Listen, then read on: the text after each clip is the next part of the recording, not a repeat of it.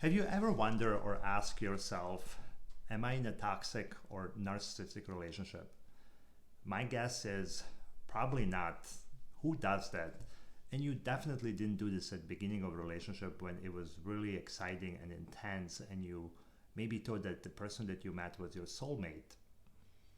Well, in this video today, we will discuss ins and outs of narcissistic relationships, how they happen, why they happen, what to do, what not to do, why do we get into them, why do we stay, and what happens if you want to leave. My name is Dragan, I'm a life coach, and I work with clients on a regular basis who often deal with these types of situations. If you do like this video, please hit like, share, subscribe, comment on something that resonates with you, or ask a question. It's often not so easy, and there are studies out there that show that 70% of people that are in emotionally abusive relationships don't really think that they are in abusive relationships once they're in it. It's easier to look at these relationships backwards and figure out it was bad versus while you are in it. You should think about how are you feeling and what's the underlying feeling of being in this relationship. The underlying feeling of being in this relationship is that you feel unheard, unsupported, unsettled, and confused. There is an overall lack of psychological and emotional safety. That's done by slow punishment of vulnerability. So what does that mean? As we talk about, a lot of these relationships will start with some intense seduction, big gestures at the beginning. It feels exciting. There's exciting trips, and it's a super high. You are put on a pedestal at the beginning, and then there's going to be a time when you're going to fall hard off the pedestal. It's going to be that toxic person will start withholding affection, will basically do something to change from this you are my soulmate type of feeling to I know I have you, I know you're on the hook, so I'm changing my tune, I'm putting you off the pedestal. You know, we've been talking every day, texting all the time. It was super exciting, and now all of a sudden I start texting you less, I start calling you less, I start not responding to your text messages, and now you feel insecure, you feel confused, and you will do anything to get those good days back and get back in that intense seduction phase. And there could be other things happening, and you go up and you confront your partner, you let them know, hey, like I noticed something's changed, or you know, I noticed that you're not affectionate, we're not intimate, and your partner turns around and calls you too needy, too sensitive, and so on. So it starts with a change that whenever you are approaching them, it's something that's important to you. What you get back at is something back that makes you question everything. Or even worse is you notice that your partner is maybe flirting with everyone, and you approach them and you let them know what you've seen. And their response back to you is, you're too much, you're sensitive, you're the one thinking about flirting. So the relationship goes to what you're doing instead of what you actually have seen with your own eyes. And this is happening with pretty much on a consistent basis that destroys your sense of emotional safety in this relationship itself. because you don't feel emotionally safe and you don't feel that you can authentically express yourself in this relationship, you start walking on eggshells. Also often the toxic partners are have a rageful response once things don't go their way, or you approach them about something and it's not the right timing for them, and you do anything to not upset your partner, so you walk around on eggshells, and you're not authentically expressing yourself in this relationship.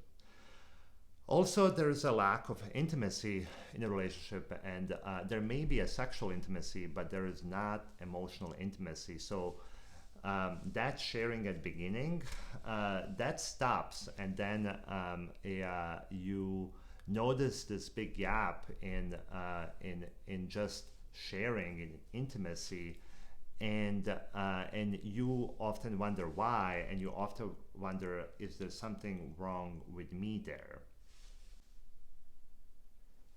There is all sorts of manipulation tactics happening in this relationship patterns, and the one that's often talked about a lot, and it's everywhere, is gaslighting, which gaslighting is denial of your own reality.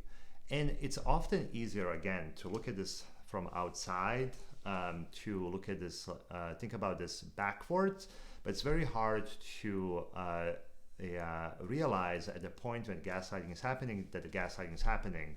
And it's happening when you go and you confront your narcissistic partner about something, and they turn around and just make you question yourself, and that makes you internalize what you're saying, and then you think that something is wrong with you, as opposed to like what the actual reality is. And it could be something that you've are even noticed with your own eyes. Talked before about like seeing your partner flirting, or seeing how your partner has changed the tune, is no longer willing to share. It doesn't really response to your messages in a way that they did before. And you approach them about that, and your partner just say like, oh, you're just too sensitive, you're too much, you want too much out of the relationship, and then which makes you just question your own reality, and makes you engage into a self-doubt. And on top of it, when this happens for a while, you also start gaslighting yourself, and you start making excuses for your partner, where everything goes back to, oh, they had a poor childhood, or they had a hard day, so that you don't have to talk about things that are important to you. One big sign about the toxic and narcissistic relationship is to think about how people describe their partners. If you ask someone, what do you like about your relationship, and or about your partner, often people that are in a toxic relationship will say like, well, there's a lot of chemistry, or it's really hard to explain, but we have this thing, and it's probably hard to explain, because it is like actually really hard to explain, because the attachment there is not based on mutual respect or great communication or supporting each other, and you have a hard time explaining what it is, and what it is underlying trauma and codependency and manipulation that's happening. And while a healthy relationship usually describes their partners as being supportive, being there for them, having their back, having great communication, having mutual respect, or something along those lines. You may be looking at this and thinking to yourself, how can how can this happen in the first place? What happens that people fall for this, or I won't fall for this. I am smarter than that. So I'm here to say that this can happen to pretty much anyone, because what happens is that the toxic narcissistic person will make sure you're on the hook. That hook may look different for different people and in the different relationships. It's not like there is a 100% same program. So in some, it may look like, oh, you met someone, it's so exciting, you're texting all the time, you are going on an exciting trip, there is a big gesture and everything feels like really intense, and you feel like you met your soulmate and you want to share things, and the other person share things, so you feel like you're getting really close. There is a sometimes there's like big gestures. I mean, Tinder Swindler, anyone? And there are many shows like that, right? And then there is a hook where the person tells you a sob story about their childhood that make you feel bad about them, and later the same story about you feeling bad for them, you think about this when they're gaslighting you and manipulating you, you actually feel bad for your abuser, which further make you stuck and delay and confused, and that's the part of these type of patterns. Also happens that the toxic narcissistic individuals are just really charming. They get you on charm, and what's out there is often, we think about like, oh, it's important to have a chemistry, and it's like, that broccoli may be good for you food-wise, but you go for a chocolate and you go for a candy or something that's pretty bad for you. So really, this can happen to anyone. There are many things that keep people stuck in toxic relationships, in narcissistic relationships. These relationships are often about good days and bad days. And relationship started really good. It was probably really intense. You were put on a pedestal. And often people cling on to those days, and they also think, if I do this and that things will change. Things will go back to how they were. Also, it's confusing because if you do start to leave the toxic partner, they will do something to get you back. They will throw you a little breadcrumb. They will re-engage you. You'll go back on an exciting date or something like that, and then they'll go back in being exactly how they were before, when they were lying to you, manipulating, gaslighting, and so on. But other thing that keeps people stuck in the relationships is messages that they get from society. How relationships supposed to be hard, and then people think that that's how relationships are, and that's why such high number of people don't think that they're being abused while they're being abused, or the relationships are about compromise. So the compromise is about like, oh, do I want Chinese food or a Mexican food?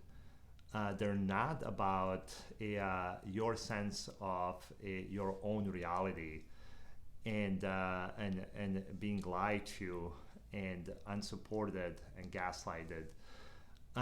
So there's lots of messages from societies that keep people stuck in these relationships. The other one is too that people may think that it's a failure to end the relationship, or being in a relationship is better than being single. And how will the others think of them if this relationship ends? So those are all the things that keep people getting stuck in relationships. I'm sure there are a lot more than this, and feel free to share in the comments what are the other ways that people get stuck in these relationships. Okay, if you're watching this and now your light bulbs are going off and you're realizing, oh my God, this could be what my relationship was all about, and I'm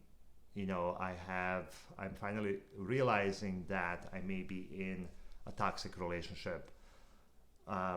What should I do? Obviously, the first step is that self-realization, that self-honesty, and realizing, what you're in and what your relationships are about. And this can be quite liberating, as a lot of people have probably been feeling confused and unsettled, and probably have been engaging in the self-gaslighting there as well, in addition to their partner gaslighting them. But if you have finally came to realization that this is what your relationship is about, it's important to have the radical acceptance that these relationship patterns will not change. So to have acceptance that no matter what you do, how hard you try, how much you explain, how much you justify, how much you want to communicate what your point is, these relationship patterns will not change, and your partner will simply not engage you or listen to you in the way that you would want. So having that radical acceptance that things will not change will be really helpful for you to figure out what your next steps may be. Ask yourself, what is the cost of staying in this relationship? What is the cost of staying in the relationship?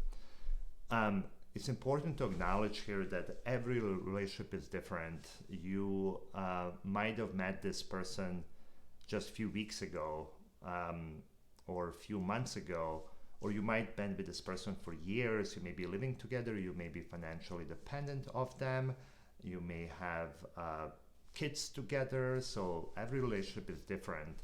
So for some people, it may be a lot easier to walk away from the relationship than from others. But either way, like, you have to make a plan for yourself and ask, what's the cost of this relationship for you? And you may have to stay for some time. You may decide to stay and just acknowledge that the relationship will not change. Everyone is different. Or you may choose to walk away from this relationship as well. But it's important to think about, what does that look like for you, and what's your plan? The next thing to think about too is, a lot of people have been isolated within themselves, thinking that something may be wrong with them. This unsettling feeling that, in addition to self-gaslighting yourself, may be leaving you at the point where you feel really unsupported. So once you know all of this, it's important to start building back a support around you, support with your friends, with family members, and it's important to engage in seeking professional help, therapy and coaching, if that's something that you can afford at this point. What happens often once we learn how these bizarre frameworks work and how the patterns of narcissistic relationships are and what they're all about, now a lot of people will feel liberated, but also will feel this high sense of urgency to let them know that you have figured it out, that you know what they're about, and you know how this whole game works, and you want to just let them know, right? That sounds pretty reasonable. And of course, because they're reasonable people, they will say, thank you so much for letting me know. I totally get it. I've been lying and gaslighting and manipulating you and turning around and blaming you for everything so that I can feel like I'm winning. Of course, they will never say that, but what they will probably say is that you're the toxic one, you're the narcissistic one, and that you're trying to destroy the relationship. And they will also further engage in their favorite tactics or their go-to manipulated techniques, and they do this a lot better than you do. So and to remember, they will feel like they're losing and they will have to do something that make them feel that they're winning, and that will not be good for you. So don't go up to them and just let them know that you know this. The other thing that people feel once they learn that they've been in a toxic relationship or how this whole thing works and how the framework is set up is that they will feel like they're like, fool, how could I let this happen? What's wrong with me? What did I do to attract these people? And will further engage in a self-blame. Something to think about is what happened to you, not what's wrong with you. And think about how can you tap into your sources of empathy to have that empathy for yourself and to start taking care of yourself and thinking about what will you do next. What does it look like to exit a toxic and narcissistic relationship? Not so easy. So I think there's two ways of exiting. If the narcissist or a toxic individual is dumping you, or if you're leaving them. If they're leaving you, it's easier because they will cut you off, and you're probably going to be described as a crazy one, psycho, someone that was too much, and there will be a story about you that will not be very pretty, but that's less than what will happen if you try to leave them. The narcissists see things as winning and losing, and if you try to leave them, and if you're leaving them, they will see that as they're losing, and they will want to do something to make sure that they're winning. And what they will do is something that will not be good for you. So these are the good things to think about when you are trying to exit narcissistic relationships, because they will cut you off from your friends. They will have a smear campaign against you. If the things are complicated, like you live together, there's kids involved, you're married, there's mutual assets, they will do anything to get back at you, even if they don't care about those things as much, just so that they can feel like winning. So it's for people to think about their exit strategies and how to plan it. Is to think about that it may not be easy. These are not reasonable people that will just say, okay, things are not working out, like it's hard to part away, but we will do it in a reasonable way. That likely will not happen in this case.